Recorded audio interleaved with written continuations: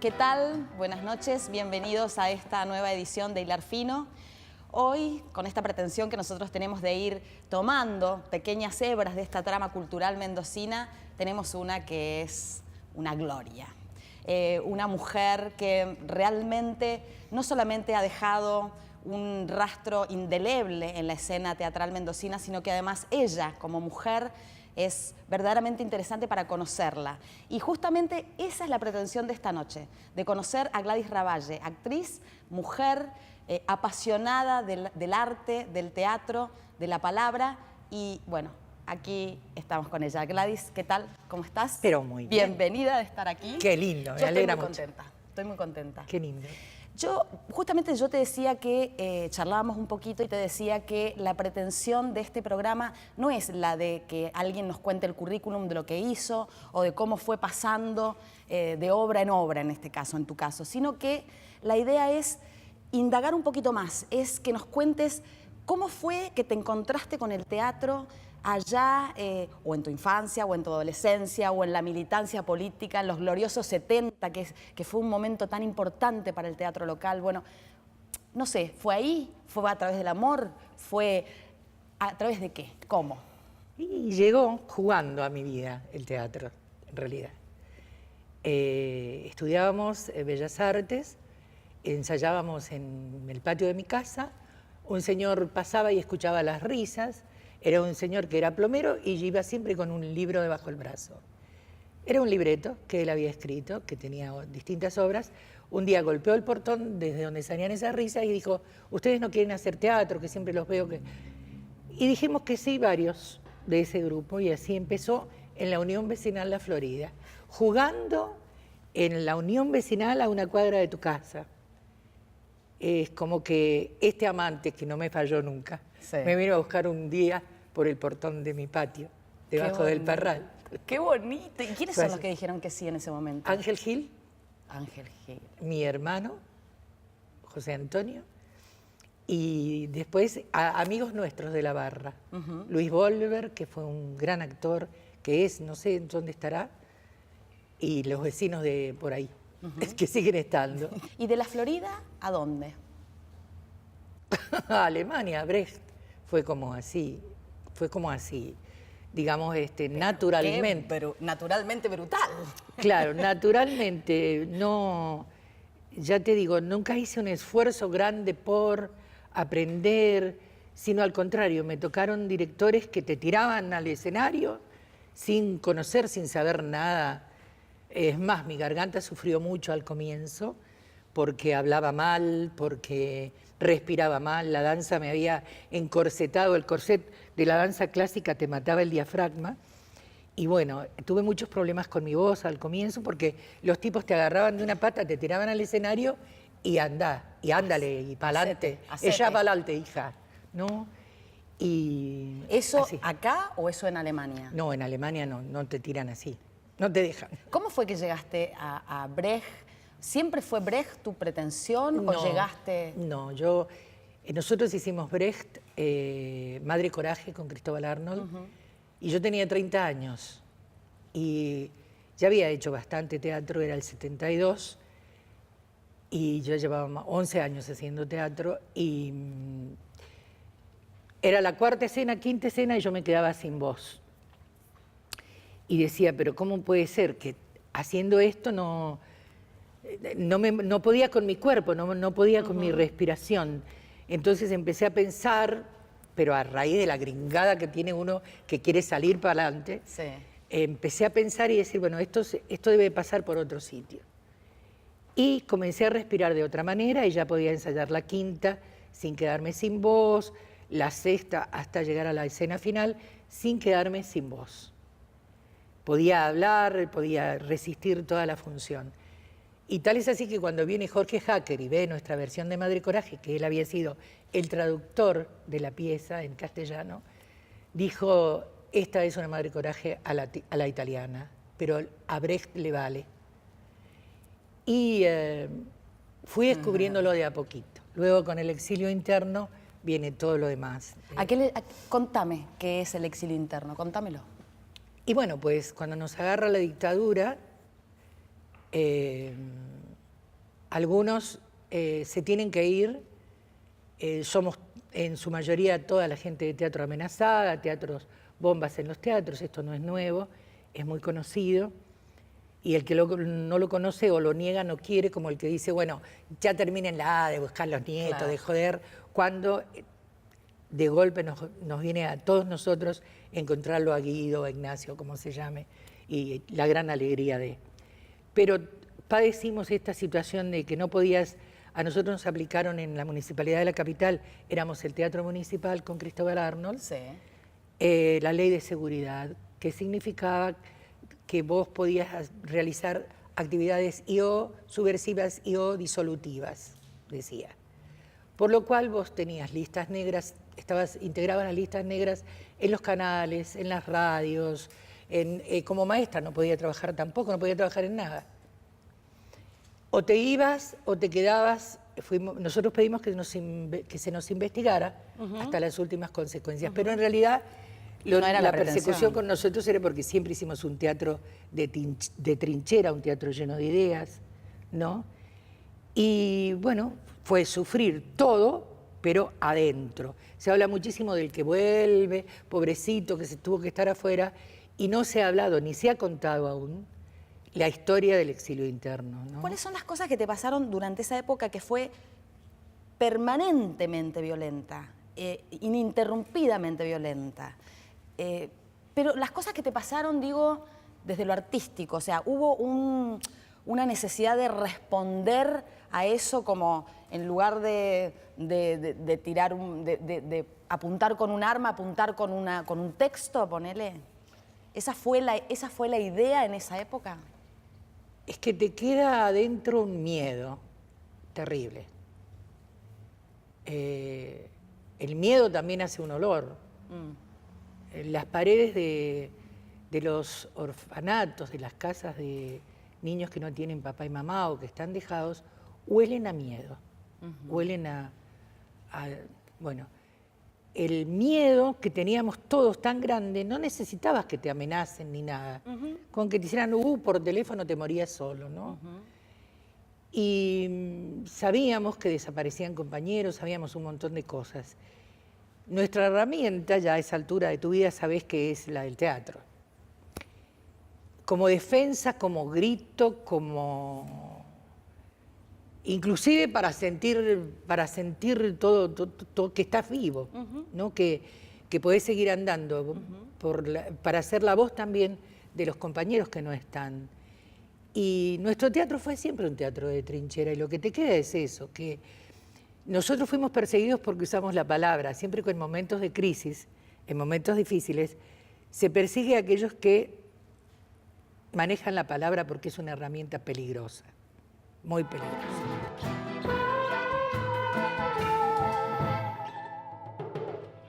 Alemania, ida y vuelta, porque cuando te vas a Alemania y haces esta formación y empezás a indagar a Brecht en su idioma, nada menos, dejás acá un semillero, que es el Goethe, el famoso Goethe para nosotros, donde se empiezan a cocinar cosas muy, muy fuertes y empieza a armarse una generación de actores y directores que han sido muy importantes, que son muy importantes en la escena local. ¿Cómo fue ese ir y volver, ese ir armando, ir calibrando de lejos para volver después y chequear en vivo? ¿Cómo fue eso?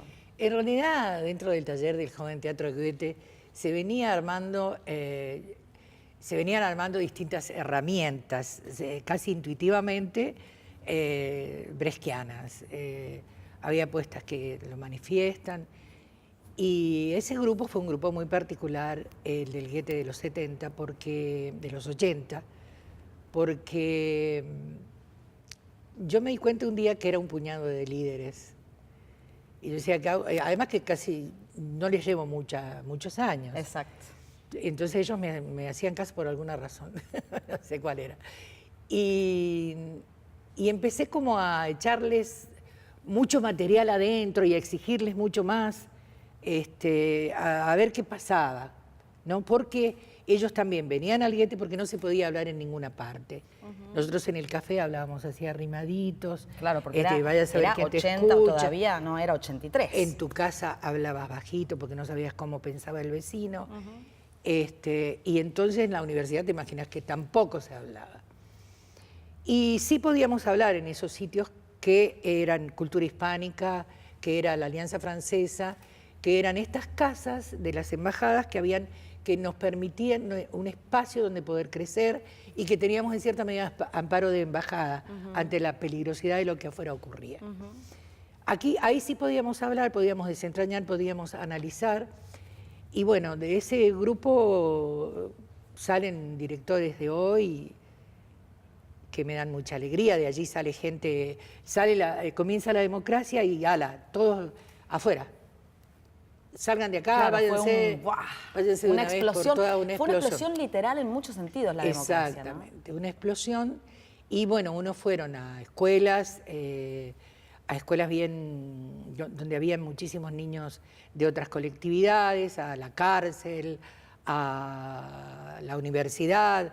Cada uno tomó el camino que quiso, que pudo, que necesitó y que hoy lo hace feliz. Porque en realidad ellos con 5 o 6 años de teatro cobraban por sus clases mucho más de lo que yo podía cobrar con 30 años era muy gracioso eso. Era muy hermoso además.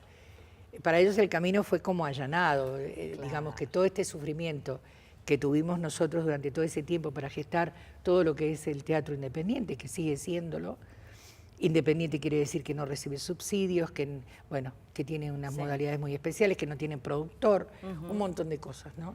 Y que además en Mendoza, perdón, porque se cree que hoy, en la actualidad, la Facultad de Teatro tiene una fuerza y una presencia tan grande en el contexto, que se cree que en realidad es la facultad la que fue simiente de toda esta movida teatral que hay hoy en Mendoza. Pero la verdad, por lo menos desde mi perspectiva, vos corregime, yo creo que esa simiente estuvo en el trabajo de ustedes, no en la facultad. Yo no te voy a corregir, estoy totalmente de acuerdo con vos, porque la facultad tira muchos profesores, pero ¿dónde están aquellos que son como 20 que egresan por año, que son motores de grupos, de proyectos, ¿no? En realidad esta mecánica de los todos produciendo algo en cooperativa, corriendo los riesgos económicos, ensayando después del trabajo, del otro trabajo, se sigue manteniendo. Hay muchas salas en Mendoza que hoy son ejemplo de esto, afortunadamente, y donde se mantiene un espíritu distinto, donde vos elegís qué vas a hacer, con quién lo vas a hacer, a qué hora lo vas a hacer, y que afortunadamente van teniendo un público nuevo, joven, precioso, y el fuego sigue andando, nadie es indispensable. Está lleno de jóvenes, como hoy este set que está lleno de jóvenes que tienen sus proyectos de cine y que este canal que empieza y que estamos todos tan felices. Bueno, vos, además de formar directores y actrices y actores impresionantes como Alicia Casares, como Víctor Arrojo, como Sandra Vigiani, además de eso, tenés un hijo que ahora es uno de los referentes del teatro local. Sí, ¿Cómo vos actuás con él, vos trabajás con él? Sí, claro. ¿Y cómo se hace para trabajar con él? Malo. ¿Cómo es este presente tuyo? Es exigente conmigo al mango, ¿no? Me saca, lustra la manzana. No es difícil, también me sirve Brecht ahí. Claro. Digamos, la separación. Esto es trabajo, no somos madre e hijo, sino que esto es trabajo y somos compañeros. Eso es hermoso, porque vos podés tener un aspecto distinto de tu hijo. Es decir, ¿cómo hago yo para respetarlo a él? Es muy sencillo, él es mi director, yo estoy habituada a eso, le debo respeto y debo seguir su cabeza, cosa que no me es bastante difícil, debo seguirle sus ideas y debo respetarlas. Y cuando a veces me pongo a discutir con él X orden que me da, cuando la tengo que cumplir según lo que él dice, él tiene razón. Y eso a mí me mantiene, eso es un elixir para mí de juventud. Tengo la cabeza abierta para aprender un montón de cosas que tengo que aprender. Tengo tantas cosas para aprender. Y afortunadamente este hombrecito, que tiene 33 años menos que yo, me ayuda a mantenerme alerta, interesada, abierta a todo lo que se ofrece y a todo lo que se padece hoy, ¿no? Hace como unos 5 años atrás nosotros veníamos caminando de un festival de estrenos, mira, yo me acuerdo, y veníamos charlando de algo que me pareció muy interesante, que es la diferente forma en que los actores jóvenes abordan su trabajo. Esta cosa de no tener el corazón puesto en un proyecto o en un grupo, como era en el caso del teatro independiente, sino ir de casting en casting. Qué feo. Contámelo enseguida. Son cuentos, es feísimo. Te usan, los tipos que vienen de afuera a hacer casting, usan a nuestros actores que nos cuestan tanto trabajo hacer. Hoy volví tarde, a las 12 de la noche a la casa. Me dijeron que la mamá se iba a morir, que estaba muy delicada, que la iban a cambiar de pieza, que las enfermeras cuchicheaban entre ellas. Me dijeron que me podía quedar, que esta noche sí, que me podía quedar a cuidarla. Esperé que la cambiaran de pieza. Y no pude aguantar, entré en pánico y salí corriendo. Y corrí tanto que llegué a mi casa, cerré la puerta y recé como una hora. Y de golpe, el silencio de la casa, el vacío. Parecía que la casa me quería tragar.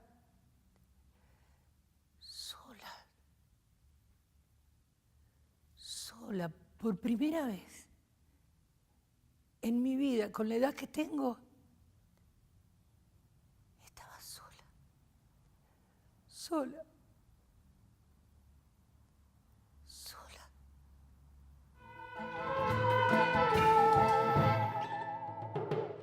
Bueno, así como yo te pregunté hace un ratito cuáles fueron para vos esas puestas significativas de una época, ¿cuáles son las que de este último tiempo, de este último momento tuyo? Pues las mías. Sí. Y creo que ha sido interesante hacer La boda de Brecht. Digamos que yo podría hacer muchas obras de Brecht, pero ¿qué pasa? Que es carísimo pagar los derechos de autor y no hay quien se anime al riesgo. En ese caso, la municipalidad de la capital corrió con los riesgos y pudimos hacer La boda. Y fue un proyecto precioso, porque además los actores no sabían mucho sobre el teatro de Brecht. Entonces se avinieron gente ya muy formada, como el Bache Gutini o como Lucy Fernández, que fue precioso trabajar con ellos también. Se avinieron a un pequeño taller que tuvimos que hacer para ayornarlos a ellos en qué significa este modo de trabajar, este modo de lanzar el texto sobre todo. Y fue con un resultado precioso La boda. Hermoso. Para mí fue muy satisfactorio. Tuvo muchas funciones, ¿no? Sí, hicimos muchas y fue muy lindo lo que ocurrió. Estrenamos, por ejemplo, en San Carlos. Ah, no sabía eso. Sí, y fue increíble la respuesta del público. Cuando los actores sintieron en qué momento se reía la gente, sintieron que lo que estaban haciendo le causaba gracia a gente no muy intelectual, que digamos, no muy formada en este tipo de teatro, entendieron por qué Brecht es popular. Claro. Ahí se dieron cuenta, recién haciéndolo, fue precioso, fue un resultado muy interesante. Y fue para ellos también una bisagra en su carrera. Claro. ¿Y cuáles son los proyectos que ahora estás intentando abordar? ¿Qué da vueltas por tu cabeza ahora? Estoy como vaga para dirigir, pero estoy vaga para dirigir porque los actores están muy preocupados en prenderse a distintos dinerillos que dan distintas organizaciones, entonces a las 3 ensaya acá, a las 3:15 acá, a las 3:20 allá, y no puedes tener... Juan Cristóbal a veces ensaya una obra de 20 personajes con uno acá, con otro a las 5 horas y después lo junta en algún momento como un juego de Rastic. Claro. No puedo hacer eso no puedo hacer eso. No con el trabajo que vos haces. Claro. No, porque los mató a todos al segundo día. Claro. Entonces, Estoy como vaga para dirigir en ese sentido. Quisiera sí, pero profundizar, ponernos a investigar, a trabajar y hacer algo interesante. Siempre tengo la ópera de 3 centavos en la maleta para hacerla. Bueno, vamos a ver si podemos conseguir quien nos pague tan fuertemente esos derechos. Y sí, proyectos con Juan Cristóbal, hay 2 o 3 en la maleta, una actuando los dos, que tenemos ganas de hacer esto. Una vez más, ya hicimos una vez Manchas de humedad en un cuerpo nocturno. Sí, qué lindo. Que escribiera para nosotros. Sí. Qué lindo, interesante. Fue precioso ese proyecto. Sí. Y bueno, tenemos ganas otra vez de hacer algo juntos, que alguien nos mire de afuera, alguien va a dirigir ese proyecto que tenemos. Y hay muchas cosas en carpeta. Tenés también algo con el Flaco trabajando. ¿Estás trabajando ¿El Flaco con quién es? Con el Flaco Suárez. ¿Suárez quién es? Ese flaco, charlatán. Ah, un señor muy viejito. No, ese señor mayor. Ese señor mayor. Sí. El Flaco es un gran compañero, muy querido, y que como él tomó un camino y yo tomé otro y los dos confluimos en el mismo sitio, que es en el corazón de los espectadores, de golpe alguien nos juntó y dijo, ustedes no hicieron teatro nunca juntos, qué sé yo, ¿por qué no hacemos tal cosa?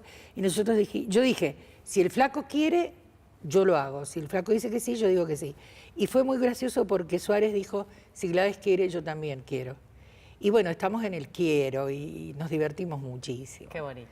Es muy divertido y es muy hermoso ser tan jóvenes y poder hacer Dinosaurios juntos. Por ahora yo estoy satisfecha de haber estado charlando con vos aquí en este rato. La verdad es que me parece muy importante la palabra de artistas de tu calibre, de tu tránsito. Yo siempre sentí que tu voz era una presencia muy importante, pero tu voz, hasta tu voz, digo, la voz materialmente hablando. Entonces ha sido hermoso escucharte, ha sido hermoso compartir este momento y yo por eso quiero hacer un brindisito con este vino, desearte que todos esos proyectos lleguen para que nosotros podamos disfrutarlos y agradecerte, Gladys, agradecerte por todo lo que nos diste. Salud. Larga vida. Larga vida.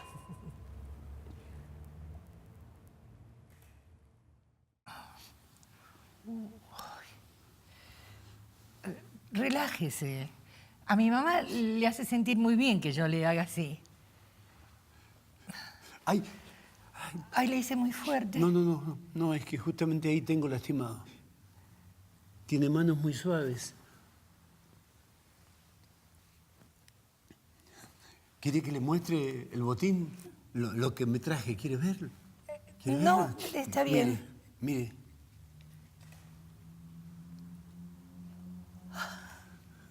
¡Qué linda! Es todo lo que logré rescatar del matrimonio. Esto y mis heridas. ¿Sabe tocar? Muy poco. A ella no le gustaba. Las veces que la salvé de la basura. Toque, por favor, toque un poquito. No sé, casi nada. Es muy poco, ¿eh?